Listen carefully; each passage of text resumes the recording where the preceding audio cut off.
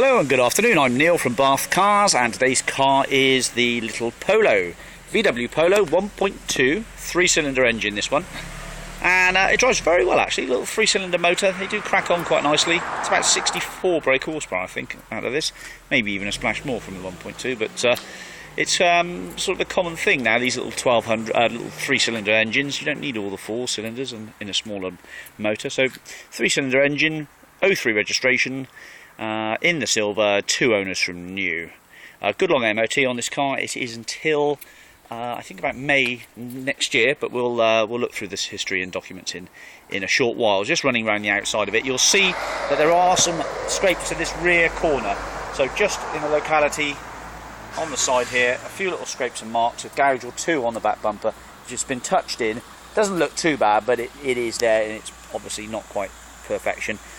Running at about 3 out of 5, I'd say, probably 3.5 out of 5. So power steering, working air conditioning. So if you want aircon working, like we've just had a real cracking good summer, and even today's quite a warm day, it must be at least 23, I would imagine now. It's lovely to have that working air conditioning, and I can assure you it does definitely work.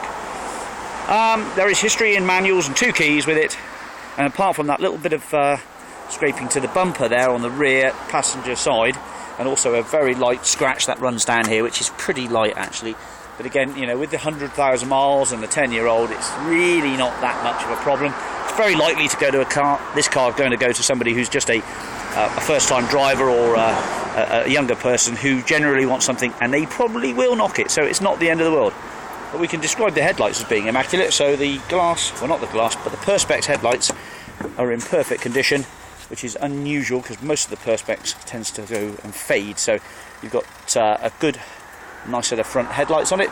The rear boot space, well, there's a little plastic cover missing from there, but they're not too dear. I think about £1.50 on eBay. The rear boot space is copious. There's a decent boot space here with 60-40 split folding rear seats with a spare wheel in the back there.